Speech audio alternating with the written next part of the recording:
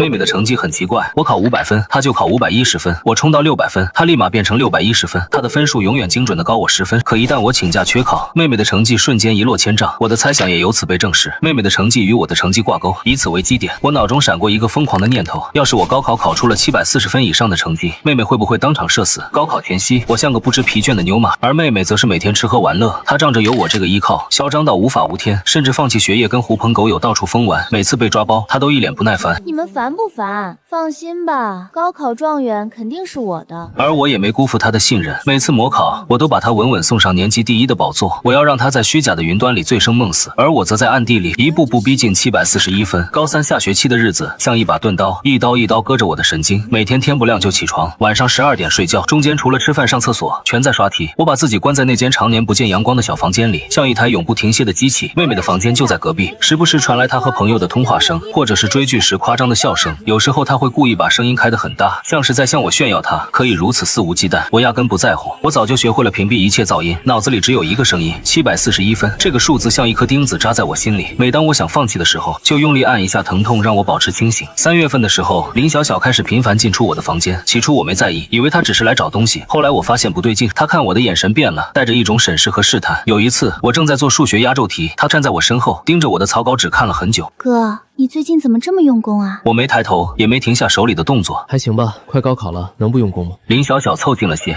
想看清我写的内容。可你以前也没这么拼过啊。我心里咯噔一下，脸上却不动声色，故意叹了口气，装出一副疲惫的样子。你以为我想啊？爸妈说了，要是考不上985就断了我的生活费。林小小的表情放松下来，嘴角甚至浮起一丝嘲笑。就你还985？他转身走了，临走还不忘补一刀。别太累了，反正最后状元是我的。我看着他的背影没说话，等门关上，我才重新拿起笔，嘴角微微上扬。很好，继续保持这种轻视吧，你越轻视我，我就越安全。但林小小的警觉并没有完全消除。接下来的日子里，他开始明里暗里打探我的复习进度，问我哪科最难，问我模考能考多少分，有时候还会故意在我面前说些打击人的话，想动摇我的心态。我见招拆招，每次模考都故意控制分数，不让自己显得太突出，保持在年级前5，既不扎眼，又不会让他起疑。真正的杀手锏，我藏在心里。那些最难的题型，那些最刁钻的技巧，我只在深夜独自练习，做完就把草稿纸撕碎，冲进马桶，不留一点痕迹。有一天晚上，我正在刷竞赛题，突然听到客厅里有动静，是母亲和林小小在说话。我悄悄把门开了一条缝偷听。小小，你哥最近是不是太拼了？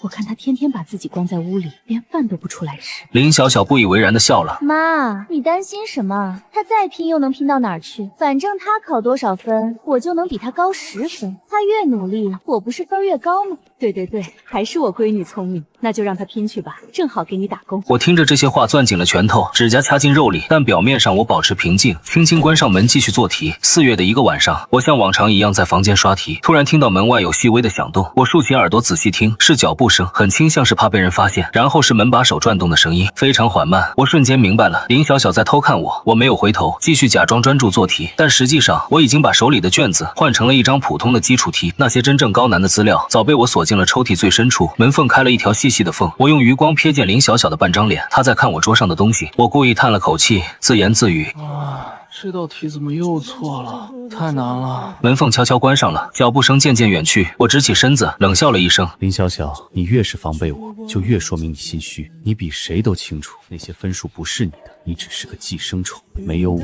你什么都不是。5月模考，我考了690分，林小小700分，年级第1。成绩出来那天，她在家里大肆庆祝，父母围着她嘘寒问暖，夸她给林家争光。餐桌上全是她爱吃的菜，我坐在角落里默默扒饭，像个透明人。父亲放下筷子，满脸欣慰地看着林小小。小小这次发挥的不错，保持住，高考稳了。我闺女就是聪明，也不看看是谁的基因。林小小得意洋洋地看了我一眼，嘴角扬起一抹嘲讽的笑。哥，你要加油啊，别跟我差太多，不然爸妈面子上不好看。我应了一声，没有反驳，继续吃饭，心里却在冷笑。尽情享受吧，这是你最后的高光时刻。那天晚上，我躺在床上翻来覆去睡不着，脑子里反复推演着高考那2天可能发生的一切。6月高考如期而至，6月6号那天晚上，林小小出去和朋友喝酒，说是提前庆祝。母亲非但没拦，还给她塞了一沓钱，说女儿辛苦了，放松一下。我从卧室门缝里看着这一幕，心里没有一丝波澜，只觉得讽刺。而我那天8点就上床睡觉，闹钟定在第2天早上6点。躺在床上，我异常平静，像一个等待出窍的剑客，所有的隐忍都将在明天得到回报。第2天早上，我按时醒来，简单单吃了几口早餐就出门了。母亲送林小小去考场，对我只是敷衍的说了句好好考。我点了点头，没多说什么，心里想着反正这是最后一次了，以后我们井水不犯河水。考场在学校的旧教学楼，我被分在3楼靠窗的位置，阳光正好能照进来。我坐下，把文具一件件摆好，深吸一口气，闭上眼睛，在心里默念：你等这一天等了18年，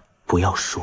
语文考试铃声响起，我翻开试卷的那一刻，我的大脑前所未有的清醒，每一道题都像老朋友一样熟悉，阅读理解的每一个陷阱，我都提前预判到了。作文题正好是我练过无数遍的类型，我下笔如有神。考完语文走出考场，林小小第一时间冲过来堵住我，她化着精致的妆，眼底却有一丝不易察觉的慌乱，问我考得怎么样。我说还行吧。林小小皱起眉头追问，还行是多行？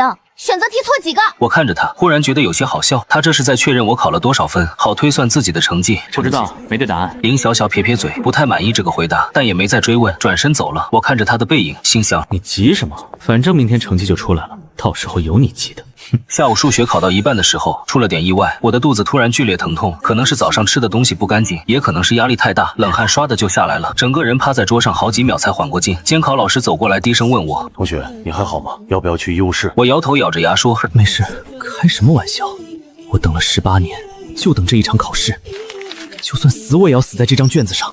我用力掐了一下大腿，剧烈的疼痛让我暂时忘记了腹部的不适，继续做题。那些数字和公式在我眼前一度模糊，但我硬是凭着肌肉记忆把每一道题都做完了。最后一道压轴题，我用了3种方法验算，确认无误后才放下笔。走出考场的时候，我几乎是虚脱的，找了个没人的角落，蹲下来缓了好久。林小小发消息问我数学考得怎么样，我回了2个字：正常。他秒回了一个得意的表情，显然以为自己又稳了。我看着那个表情，只觉得可笑。无知者无畏，说的就是这种人。第二天考理综和英语，我的状态恢复了大半。这2科是我的强项，尤其是理综，那些物理大题、化学推断、生物遗传，全是我刷过无数遍的类型。我做的行云流水，最后还剩20分钟检查，每一道题我都反复核对了2遍，确保不会出现任何失误。英语更不用说，阅卷老师想不给高分都难。考完最后一科，走出考场时，我站在教学楼门口，抬头看了看天，阳光刺眼，但我没有躲，就那么直直的站着，任由它照在脸上。18年了，我终于熬出头了。林小小第一个冲过来堵住我，她今天穿得格外鲜艳，像只骄傲的孔雀，眼底闪着贪婪的光，问我考得咋样。好，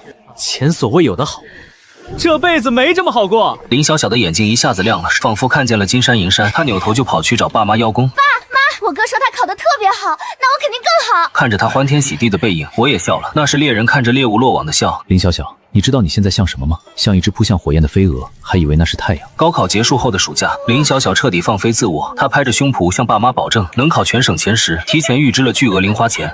不仅把手机电脑全换成了顶配，还拿着爸妈辛苦攒下的钱，跟着一帮狐朋狗友出去挥霍了一圈。朋友圈天天更新，全是吃喝玩乐，半点不知道死字怎么写。有一天晚上，我刷到他发的朋友圈，是一张在高级餐厅吃饭的照片，配文是未来状元提前庆祝中，下面一堆人点赞评论。我看着那些评论，只觉得荒诞。而我想回乡下看爷爷，问爸妈要个路费，话还没说完，就被母亲怼了回来。母亲连眼皮都没抬，语气敷衍得很。看什么看？家里没钱，你没看小小要用钱吗？我看着他理直气壮的脸，心里一阵恶心，对我一毛不拔，对林小小挥金如土。这就是我的父母。父亲坐在沙发上看电视，头也不回地补了一句：你要是想去，就自己想办法，别指望家里。我没再说什么，转身回了房间。第二天一早，出门去工地找了份搬砖的活，太阳毒得要命，晒得人头晕眼花。但我咬着牙干了半个月，才攒够了路费和给爷爷买东西的钱。那半个月是我人生中最苦的日子之一。半个月下来，我攒了1000多块，足够往返的车费和给爷爷买些补品了。查分那天恰好是林小小18岁成人礼，为了在所有人面前以此生最高光时刻加冕，他办了一场极度奢华的宴会，7大姑8大姨、爸妈的同事领导全被请来了。宴会厅里龚维生此起彼伏，一个远房亲戚端着酒杯凑到父亲面前，满脸堆笑。老林，你们家祖坟冒青烟，龙凤韬都这么出息。另一个亲戚跟着附和，语气里带着几分刻薄。大儿子也就死读书不懂事儿，还是小小贴心，成绩好人又机灵，比他哥强100倍。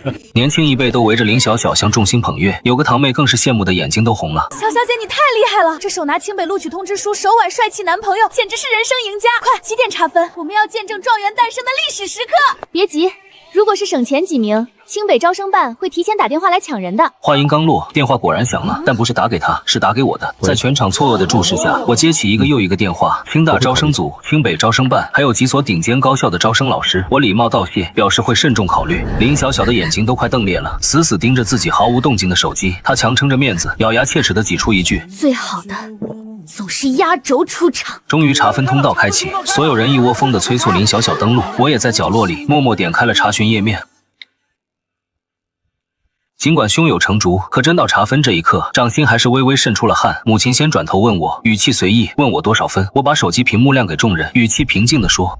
我考了741分，全场哗然，我强压着心底惊涛骇浪般的狂喜，面无表情，成功了，我真的成功了。母亲愣了一下，吝啬的点点头，甚至没多看一眼，转身就扑向林小小，她的声音兴奋的发颤：“快，小小肯定更高！”林小小被围得水泄不通，想躲都没处躲，她颤抖着手指点下确认键，下一秒她的脸僵住了，那表情精彩的像吞了一只苍蝇。屏幕上赫然显示3个鲜红的数字751，林小小的声音都在哆嗦，周围死一般的寂静，有个不明真相的远房亲戚还在那儿闭眼吹捧。哎呀，751分，比哥哥还高10分，小小真是神童啊！如果我没记错，高考满分好像只有750吧？气氛瞬间凝固，林小小慌了，冷汗把精致的妆容冲得东一道西一道。肯定是系统故障，查分人太多。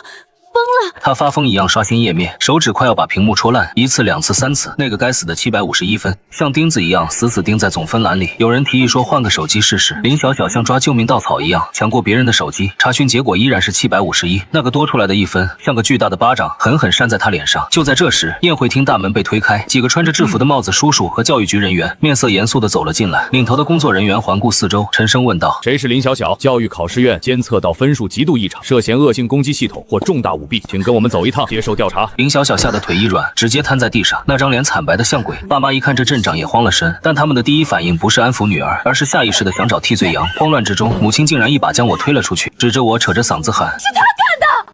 肯定是他嫉妒妹妹，黑进了系统，篡改了分数。同志，你们查他，这事跟我女儿没关系。”又来了，这就是我的父母，关键时刻毫不犹豫的拿我当挡箭牌，哪怕理由荒诞可笑，哪怕逻辑狗屁不通，只要能保住他们的宝贝女儿，牺牲我算什么？我的心彻底死了，此刻觉得无比轻松。我甩开母亲的手，冷冷的看着这群跳梁小丑。我不是黑客，我是全省理科状元林峰。林小小在那儿，那个考出人类奇迹751分的是他。父亲气急败坏的冲上来要扇我耳光，我一把攥住他的手腕，眼神凶狠的让他心惊。敢动我一下试试？管事的就在我身后。现在的我，清北抢着要，媒体抢着报，你动我试试。从这一刻起，在这个家再也没有谁能约束我，也再没有谁能欺负我了。这场原本为了炫耀的成人礼，彻底变成了一场闹剧。林小小被带走配合调查，留下一地鸡毛。这事根本盖不住，高考惊现751分，直接炸了，词条当晚就爆了，热搜全网都在吃瓜看笑话。有人说贪心不足，蛇吞象，这是买分买嗨了吧？有人说作弊能不能带点脑子？满分750，你考751，是在侮辱阅卷老师，还是侮辱系统？有人扒出了林小小的社交账号，发现他这半年到处吃喝玩乐，压根没怎么学习。舆论一边倒地抨击林小小，大家都认为他是找关系改分，结果手滑改多了。我刷着那些评论，心里有一种说不出的畅快。18年了，我等这一刻等了18年，终于让所有人看到了真相。调查结果出得很快，林小小答题卡异常，选择题莫名其妙比别人多扫描出1分，导致总分溢出。虽然没有直接证据证明他修改了答题卡，但为了公平起见，教育局决定启用备用卷，让他单人重考。消息传回家里的时候，林小小正躺在沙发上刷手机，听到要重考，他整个人都跳了起来，脸色瞬间变得惨白。什么叫重考？我凭什么要重考？我那个分数是真的，是系统出了问题。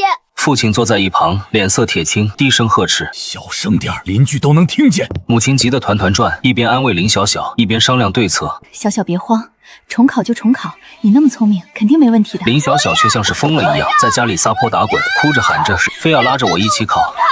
让他跟我一起，我要他坐在我旁边。他冲过来抓住我的胳膊，指甲掐进肉里，眼睛红得吓人。林天，你必须陪我考，你听到没有？我甩开他的手，语气冰冷道：“我已经考完了，为什么要陪你重考？”林小小愣住了，他看着我的眼神里充满了不可置信，好像从来没想过我会拒绝他。母亲立刻冲过来拉偏架：“你什么态度？你妹妹都这样了，你就不能帮帮她吗？”小天，这事关系到咱们全家的脸面，你就陪小小考一次，怎么了？我看着他们，觉得既可笑又可悲。什么叫全家的脸面？那是林小小的脸面。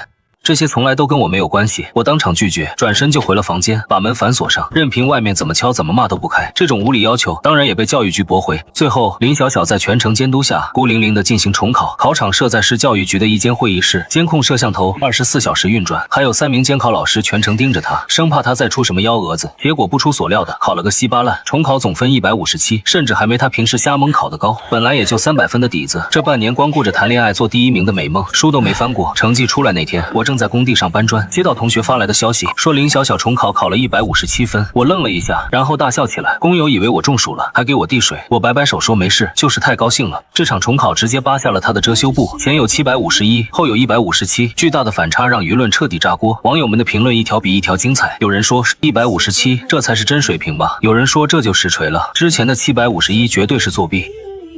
林小小受不了网暴，试图甩出高三以前的成绩单证明自己，结果被万能的网友扒了个底朝天。高三这半年诡异的突飞猛进，以前全是烂泥扶不上墙的300分，大家更加确信这女的从高三开始就在作弊。顺带网友还把我的成绩单扒了出来，从小学到高中，每一次大考的成绩都被翻出来，从小到大稳居前3，这才是真学霸，稳如老狗。有人评论说，真的是亲兄妹吗？怎么差距这么大？还有人说，一个是高考状元，另一个连及格都难。我看着那些评论，心里五味杂陈。曾经我以为成绩好就能得到父母的认可，后来我发现，不管我考多高的分，在他们眼里，我永远比不上林小小，因为他们需要的不是一个优秀的儿子，而是一个为女儿兜底的工具。曾经捧着林小小的老师同学，现在看见他像看到瘟神，连父母出门都要被指指点点。邻居们背后议论纷纷，说林家的女儿原来是个草包，靠作弊骗了大家，这么多年真是丢人丢到家了。那段时间，林小小缩在房间里不敢见人，像只过街老鼠，窗帘拉得死死的，连饭都让母亲送到门口，不肯跟任何人见面。而我拿着清北医学院的录取通知书，收拾行李回了老家陪爷爷，只要等到8月底开学，我就彻底自由了。我是这么以为的，乡下的夏天热得像个蒸笼，但我待的心安。爷爷的老宅在山脚下，3间土坯房，门前有棵老槐树，蝉鸣聒噪，却不惹人烦。这里是我真正的家，从记事起我就被扔在这儿。父母美其名曰乡下空气好，适合养身体，实际上不过是嫌弃我碍眼，想让林小小独享所有的爱与资源，多一个我就是多一份竞争。爷爷从不跟我说父母的坏话，他只是沉默的照顾我，教我认字读书，告诉我做人要靠自己。他说的最多的一句话是，读书是穷人家孩子唯一的出路。我把这句话刻进了骨头。我在老宅住了20多天，每天早起帮爷爷喂鸡，上午在院子里看书，下午陪他去田里转转，晚上就坐在槐树下乘凉。他给我讲以前的事，讲我爸小时候有多调皮，讲我妈刚嫁过来时有多勤快。我听着这些陌生的往事，像在听别人家的故事，是因为在我的记忆里，父母从来不是那样的人。有一天晚上，我们坐在院子里乘凉，月光很亮，爷爷突然问我，这次高考考得咋样？我想了想，老实回答道，应该不错。爷爷点点头，浑浊的眼睛里有光，他看着天上的月亮，沉默了一会说，不错就好，不错就好。他叹了口气，声音有些沙哑，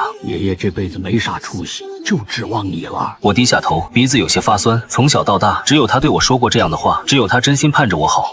爷爷，等我考上大学工作了，我接你去城里住。他摆摆手，笑得像个孩子。城里我待不惯，你有那个心就行了。那天晚上，我躺在老宅的土炕上，听着窗外的虫鸣，心想等成绩出来，一切就尘埃落定了。我会让所有人看看，我林天不是任人欺负的废物，也不是谁的垫脚石。8月12日，距离开学还有半个多月，我正在院子里帮爷爷晒玉米，把一筐筐金黄的玉米棒子倒在竹席上摊平，口袋里的手机突然响了，是母亲的号码。我愣了一下，她几乎从不主动联系我，上一次打电话还是高考前问我能考多少分，语气里带着审视和算计。我接起电话，听筒那边传来哭声，母亲的声音沙哑而急促，小天，你快回来吧，你爸突发疾病，快不行了。我的心猛地一沉，手里的簸箕差点掉在地上，问怎么病了，在哪个医院？母亲只是哭，不回答我的问题，反复说着快回来，快回来，然后电话就挂了。我站在原地，脑子里乱成一团。爷爷从屋里出来，看见我的表情问，是怎么了？我把情况说了，他脸色也变了，催我赶紧收拾东西回去。不管咋样，那是你爹，你得回去看看。我点点头，回屋胡乱将几件衣服塞进背包。出门前，爷爷追出来，把一个布包塞进我手里，沉甸甸地说：“拿着，这是爷爷存的，应急用。”我打开一看，里面是一沓皱巴巴的零钱，加起来大概有2000多块，那是他卖鸡蛋卖菜一点一点攒下的养老钱。我想推回去，他却已经转身进了屋，佝偻的背影在门框里显得格外瘦小。我攥着那个布包，眼眶发热。村里到县城要坐2个小时的班，班车县城到市里要3个小时的火车。市里再转高铁，全程算下来要将近10个小时。我买了最近的一班车，坐在颠簸的大巴上，窗外的风景飞速后退，我的脑子却开始冷静下来。不对劲，有太多不对劲的地方。母亲的哭声太夸张了，夸张的像在演戏。而且她没说父亲得的是什么病，没说在哪家医院，甚至没说病情具体怎么样，只是一味的催我回去。如果真的病危，她应该说的是你爸在某某医院，你快来，而不是你快回来。回来回哪家里吗？如果人在医院抢救，她怎么会有空守在家里给我打电话？还有她的语气带着一种说不清道不明的急切，那种急切不像是担心丈夫，更像是怕我不回去。越想越觉得蹊跷，我给父亲的手机打了个电话，占线又打了一个，还是占线。我换了个思路，打给了父亲单位的同事，那是个以前见过几面的叔叔。我客客气气地问我爸是不是出什么事了，对方语气很诧异，啊，你爸上周还请大家吃饭呢，好得很啊，怎么了？没什么，可能我听错了。我随便找了个理由挂了电话，果然是骗我的。我靠在座椅上，盯着车窗外连绵的山，心里的那块石头反而落了地。不是我冷血，是我太了解这一家人了。如果父亲真的病危，林小小早就在网上哭天喊地，卖惨博同情了，不可能一点动静都没有。既然是骗局，那他们骗我回去的目的是什么？我花了几个小时想通了这个问题，答案呼之欲出。林小小的事闹得太大，那个751分的笑话至今还挂在热搜上。他复读也考不上好大学，因为没有我，他屁都不是。而我即将去清北开启新生活，彻底摆脱这个泥潭，他们不会允许这件事发生的。在他们眼里，我存在的唯一价值就是给林小小当垫脚石，当工具，当血包。想明白这一点后，我反而不慌了，甚至有一种猎人布好陷阱后等待猎物上钩的从容。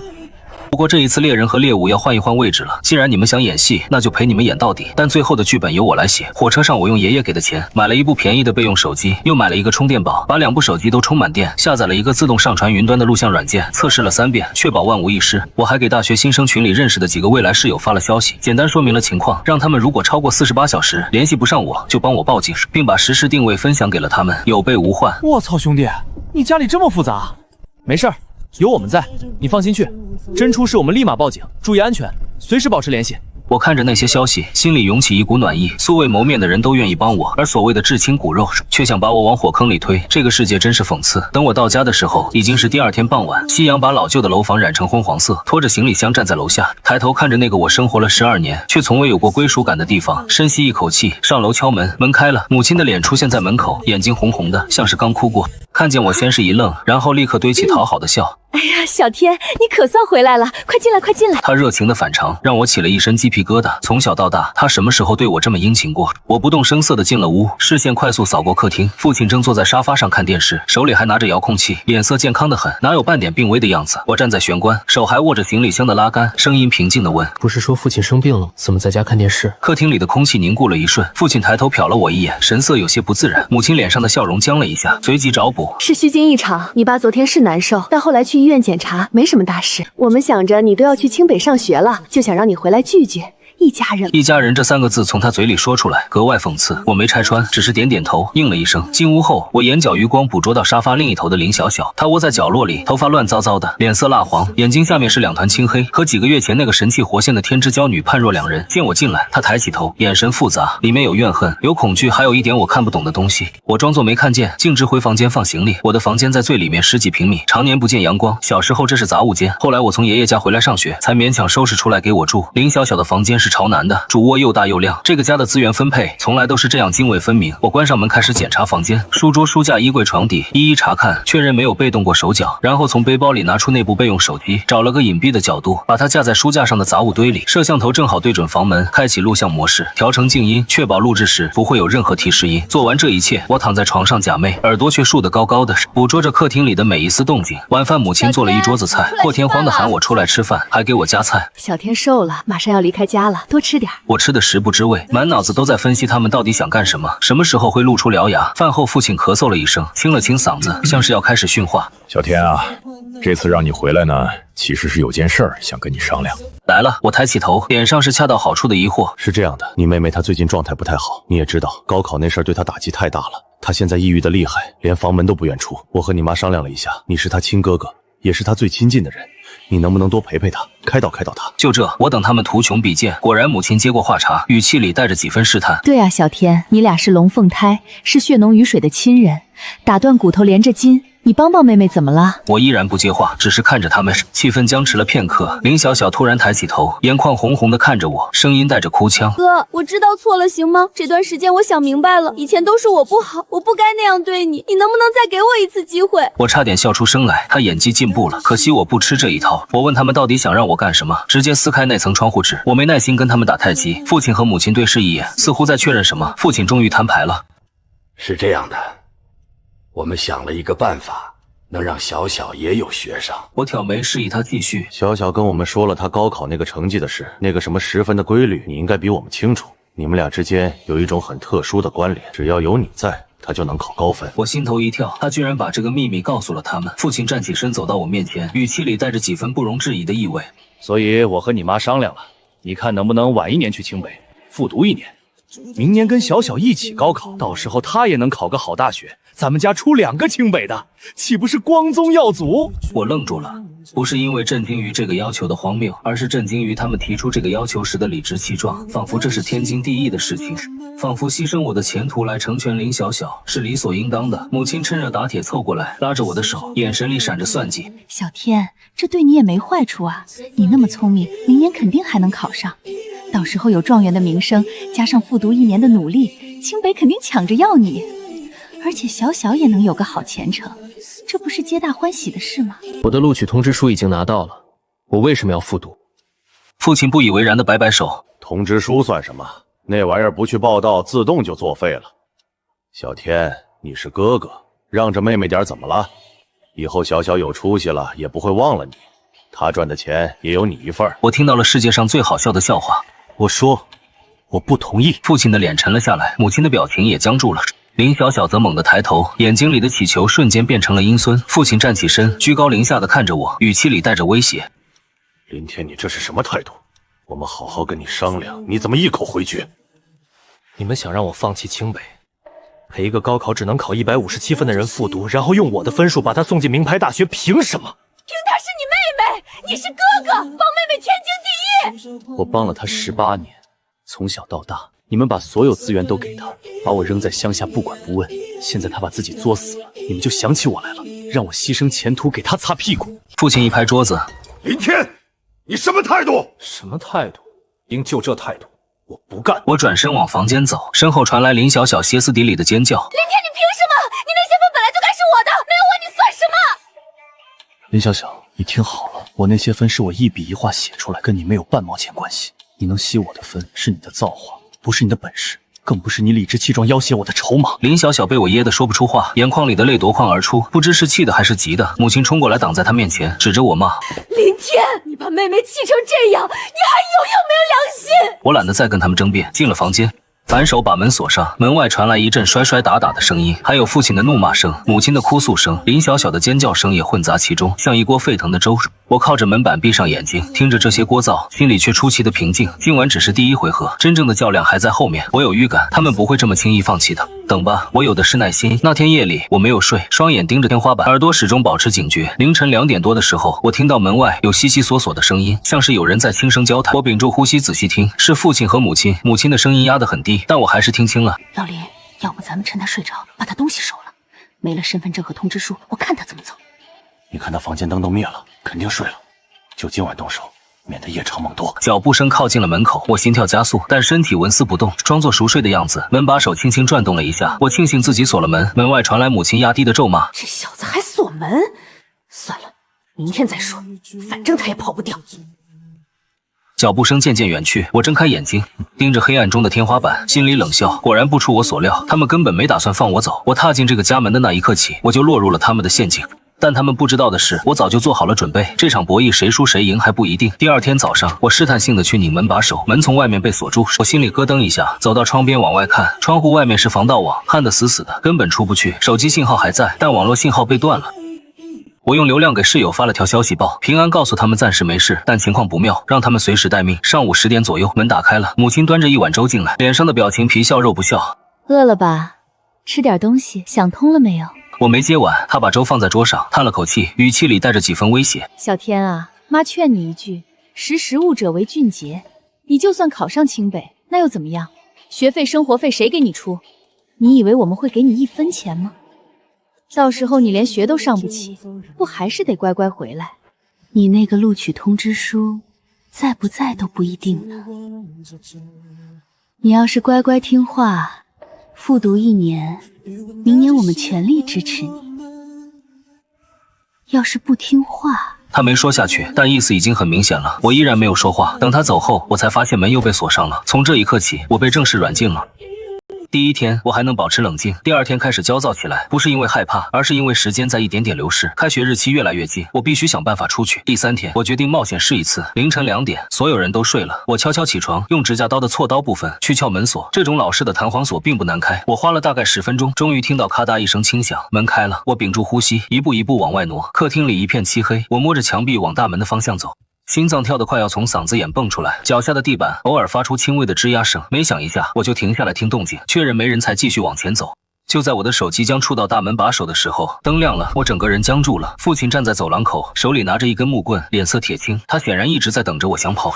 我没有解释，转身就往回跑，但已经来不及了。他3步并作2步冲过来，母亲和林小小不知道什么时候也出来了，站在一旁看着，没有一个人出声阻拦。父亲打累了，停下来喘着粗气。我告诉你，林田，你这辈子都别想从这个家跑出去，除非你答应复读。我趴在地上，浑身都在发抖，不是因为害怕，而是因为愤怒。18年的隐忍在这一刻几乎要冲破胸腔，但我忍住了。现在还不是时候，我的证据还不够，我的后手还没到位。我被拖回房间，扔在床上，门被重新锁死，还加了一把新锁，这一次是从外面挂的那种，撬不开。我躺在床上，后背火辣辣的疼，那种疼痛反而让我更加清醒。接下来2天，我安分守己，不再尝试逃跑，该吃饭吃饭，该睡觉睡觉。表面上像是认命了，父母以为我被打服了，对我的看管稍微松了一些，但门还是锁着，我依然出不去。我利用这2天的时间，仔细观察他们的作息，记住每个人什么时候睡觉，什么时候起，这些细节我都一一记在心里，等待最佳的时机。第4天夜里，他们终于动手了。凌晨2点07分，我听到门锁轻轻响了，不是那种试探性的响动，而是有人正在开锁。我闭着眼睛，呼吸平稳，装作熟睡，但每一根神经都绷紧了。门被推开，脚步声很轻，像是怕惊醒我。是2个人，我从呼吸的节奏判断，一个是母亲，一个是父亲。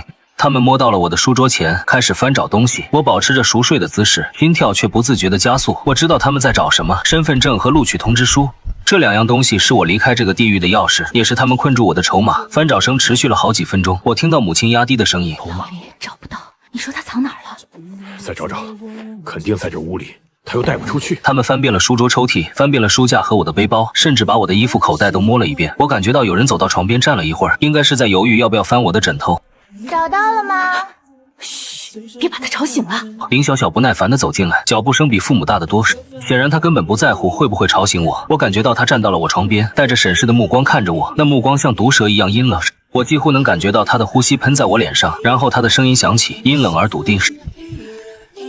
装什么装？我知道你醒着。林小小没有继续纠缠，而是自顾自地加入了翻找的行列。她的动作比父母粗暴得多，书架上的书被一本本甩到地上，抽屉被整个拽出来，我的身份证被我藏在了枕头套的夹层里，通知书则被我折成很小一块，缝在了行李箱的内衬里。我本以为他们找不到的，但我低估了林小小的疯狂。她把我的枕头一把掀开，然后开始摸枕头，一寸一寸的摸，那种手法像是在搜查违禁品，不放过任何一个死角。摸到那个夹层的时候，他的手停住，然后发出一声惊喜的尖叫。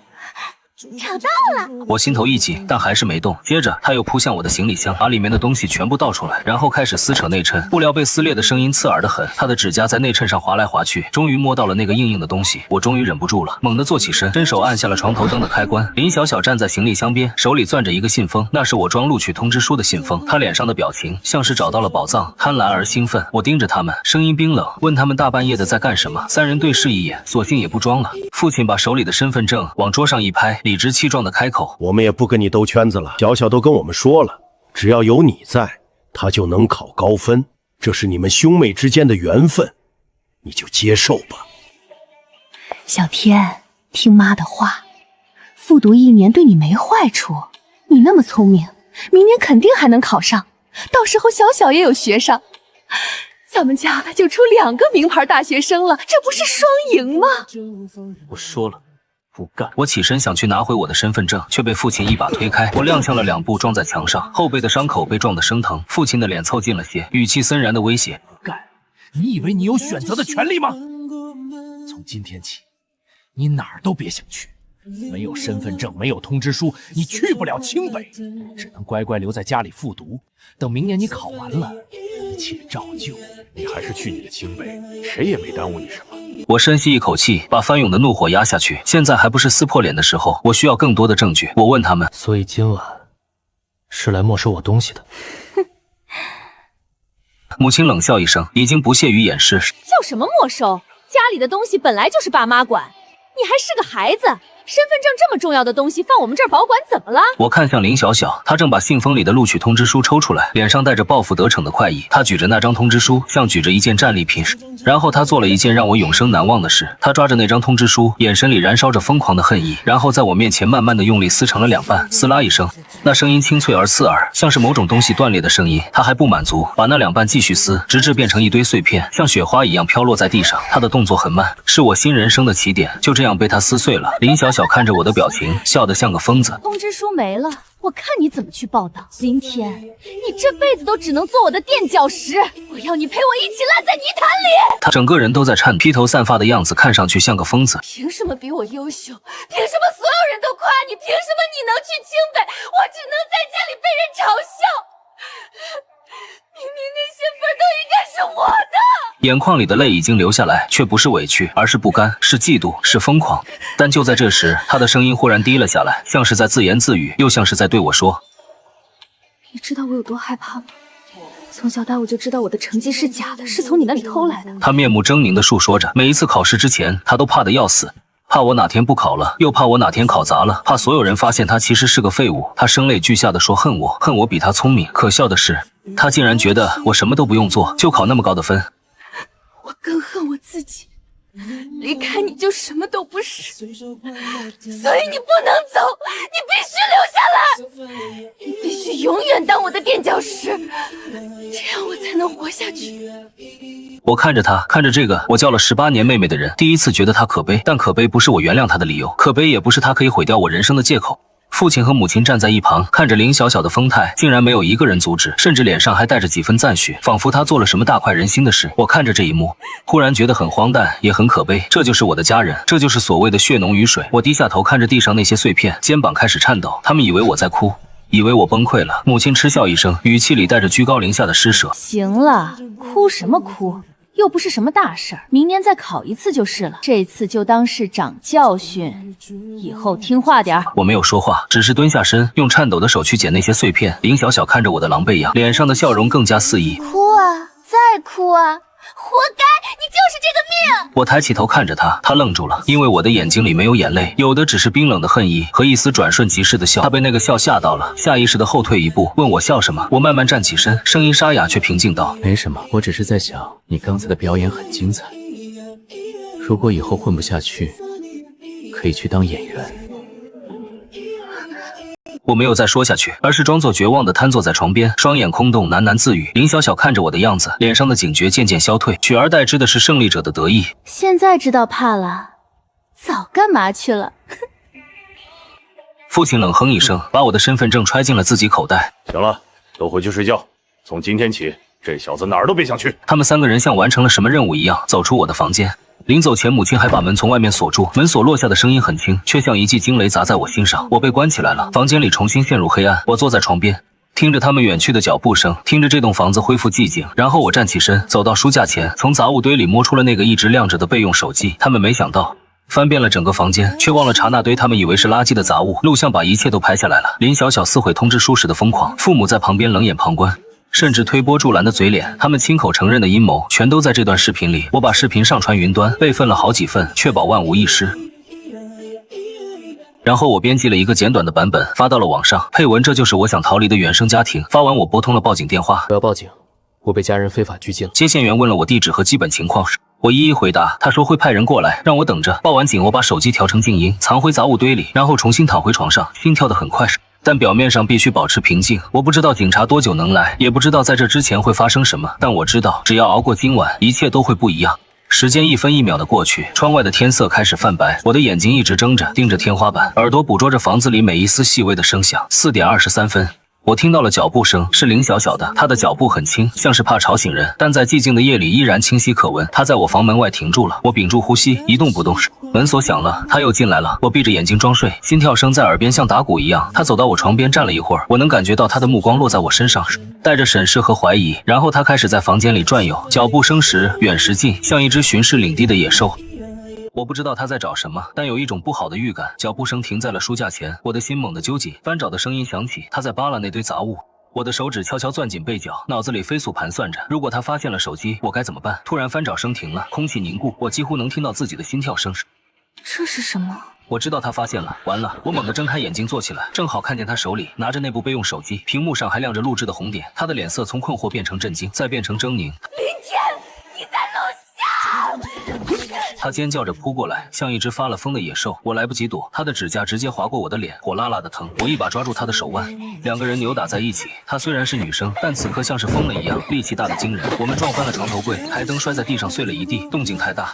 父母很快被惊醒，父亲冲进来，看见这一幕，二话不说一把将我推开。你敢打你妹妹！我捂着脑袋，喘着粗气说：“我没打他，是他先动的手。”林小小已经从地上爬起来，手里还紧紧攥着那部手机。她跑到父亲身后，像是找到了靠山。爸，他偷偷录像，他把我们都录下来了。父亲的脸色瞬间变了，他一把夺过手机，低头看了看屏幕，脸色越来越难看，额头上的青筋都爆起来了。林天，你真是好样的！他把手机往地上狠狠一摔，手机屏幕碎了，他又用脚狠狠踩了几下，直到那部手机彻底变成一堆废铁。我看着被踩碎的手机，心里却一点都不慌，因为视频早就上传云端了。这部手机只是一个壳子，但我没有表现出来，而是露出一副绝望的表情，仿佛最后一根救命稻草也被抽走。母亲也赶过来了，看清状况后，脸色铁青。我告诉你，林天，今天这事儿没完，你老老实实给我待着，哪儿都别想去。敢发到网上，我让你后果自负！他骂骂咧咧的出去了，临走还叮嘱母亲把我看好了。小天啊，你让妈太失望了。我们这么做还不都是为了这个家？你怎么就不理解呢？行了，好好反省反省吧。他也走了，门再次从外面锁上。这一次他还搬了什么东西顶在门口。我听到椅子挪动的声音，房间里只剩下我一个人，一地的狼藉。我靠在墙角，摸着自己肿胀的脸，心想他们不知道警察已经在路上了，也不知道视频已经传到网上。他们以为毁掉一部手机就万事大吉，殊不知真正的暴风雨才刚刚开始。时间继续流逝，天越来越亮。6点左右，我听到父亲的手机响了，然后是他惊慌失措的声音：“什么视频？谁发的？”接着是母亲尖锐的叫声，还有林小小的哭喊。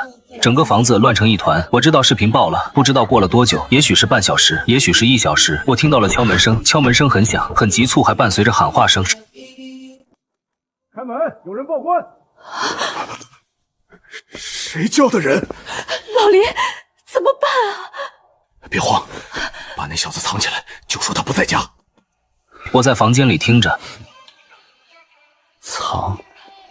往哪儿藏？里面的人听着，赶紧开门，否则我们将采取强制措施。父亲终于扛不住了，我听到门被打开的声音，然后是一阵嘈杂的交谈声，我听不清具体内容，但能感觉到父亲在狡辩，试图把事情圆过去。几分钟后，我房间门外的障碍物被挪开了，门被打开，2个穿制服的警察站在门口，看见我的第一眼，眉头就皱起来了。其中一个年轻一点的警察走过来：“你就是报官的人林天吗？”我点头。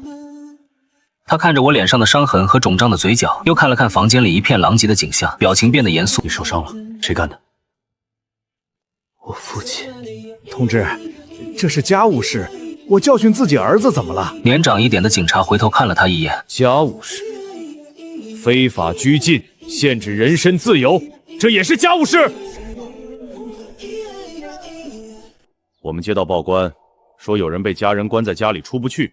还收到了一段视频，你自己看看，这也能叫家务事？父母和林小小翻找我东西的画面，林小小撕毁通知书时的疯狂，父亲的脸色瞬间变得惨白，母亲更是两腿发软，差点瘫在地上。林小小躲在角落里，头发凌乱，眼神空洞，像一只被踩扁的虫子。今天，我们需要你跟我们去做个笔录。我点头，随后站起身，踩着一地的碎片往外走。路过父亲身边时，他突然伸手想拦我，被警察一把拨开。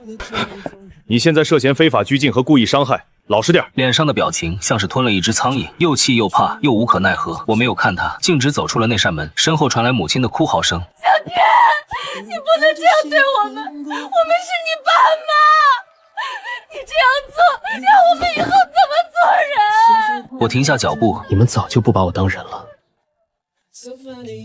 现在轮到你们尝尝这种滋味了。林天，你快后悔的，我不会放过你的，你等着！